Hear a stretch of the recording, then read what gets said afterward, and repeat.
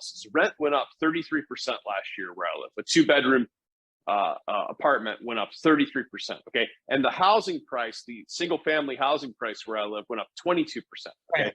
And the gold price went down. Okay. And the royalty companies went down 30% or better. And the stock market went up, 20% or more. Okay. So you had a lot of really strange tugging in different directions with assets. And so you have to look around. You have to say, well, wait a second. I mean, if I own a rental house and rents are rising at 33% a year, okay, that's like, that can't continue. Okay, that goes so much that then people, what are they going to pay? 100% of their income in rent? It's not possible. Like, people just have to start cohabitating. All right. So then you have housing. Well, what's going to happen with housing? I mean, people are paying $2 million for a cardboard house, and they have no money down, and they feel rich. Okay, they really actually feel rich. And so you start looking around, and you got to say, okay, look, if I have all this stuff that I'm caught up. I mean, people tell me things like, I saw a guy at the Whole Foods the other day, I haven't seen like 2 years. He's telling me all about his Tesla stock and all these different, and this guy's, I'm like thinking to myself, what are you doing? You're like a videographer or something. I mean, what are you spending all day managing your portfolio? This has become like a societal thing people do.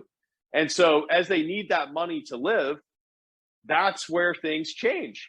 Okay. I mean, there's the average guy with a Robinhood account that's got like 1/10 of a share of Amazon or something and feels rich, needs that money if rent's going up at 33% a year. You see how this creates its own ending. And so once that happens, people sell what wait a minute, it's going down. I didn't know it was going to go down. I got to sell it. So I actually think, in my book, I wrote about how I think crypto came into existence, which I hope everyone read, because I spent a lot of time kind of trying to lay this out. As you know, Doug Casey and I coined the term Fed coin. We think that's how it's going to all end. And I actually truly believe that crypto was created to be, number one, a sweepstakes, okay? A sweepstakes distracts people. People are so excited about their crypto that they have on their wallet. They can't think of anything else. I know guys that are checking this, checking, and they'll, at the cigar lounge I go to, they'll tell me, you ever heard of this? This is 1/10 of a penny. If it goes to $1, I'll be as rich as, I'm like, okay, well, good luck to you, right? I mean, this is a national obsession, and people are very, very distracted. Number two is it creates capital gains, okay? Some people are not claiming capital gains, and they're avoiding taxes because it's chaotic. Some people are, but my point is people are trading these coins to each other. Remember Dogecoin? It went from nothing to 70 cents and then back to 15 cents or something. There's people all along the way that are buying and selling, and they're making money. They're spending that money. They're paying tax on that money.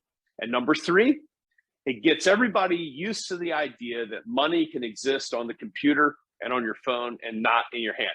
Okay, so crypto does those three things. And I think the powers that be don't care how big and how hot that market gets, is that ultimately when it ends in the introduction of Fedcoin, and it's all over.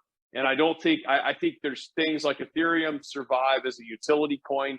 I think Bitcoin has some value. Some of the coins have value, but to think that 10,000 crypto tokens are going to be used as private money with no sovereign control is utterly insane. So the strongest survive, like you said, Ether, because of DeFi, NFTs. Sure. Okay. I mean, 10 years from now, when you buy a house, that house will change on a blockchain. Like the ownership right now, you go down and they stamp it and they charge you a doc fee, and then they have a title insurance policy, which is really stupid. It says that they promise that you own the house, and if somebody challenges, they'll defend you. Okay, but that's all done. I mean, that's all going to be recorded on a blockchain. But here's the thing.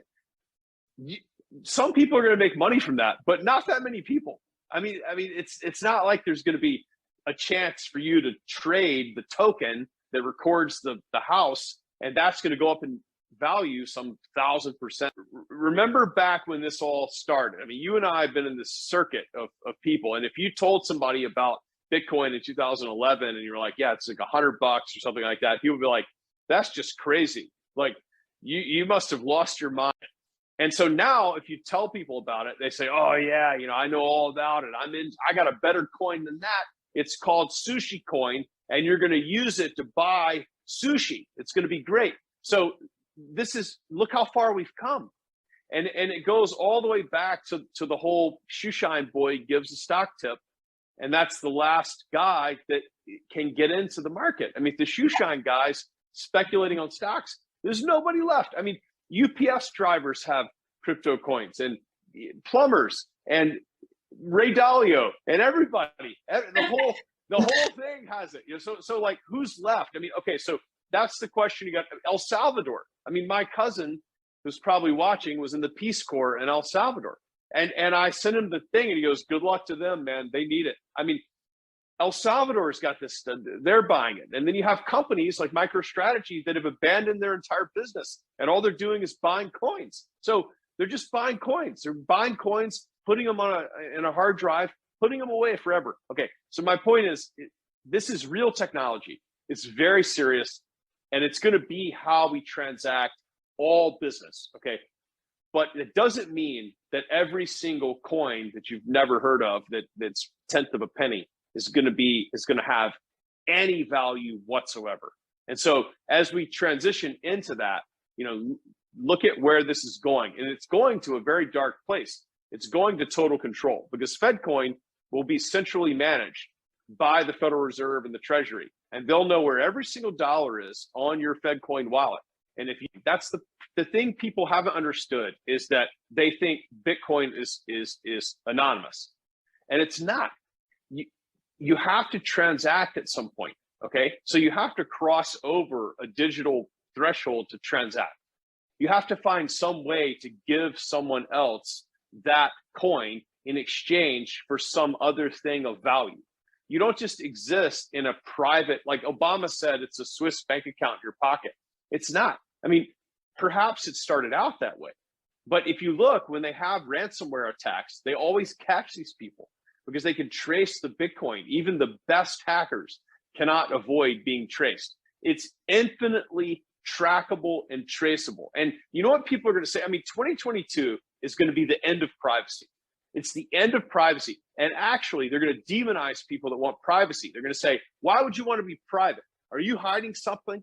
Why would you want to hide something? Why do you need privacy? What are you afraid to show us? Okay, so you can see this happening right now.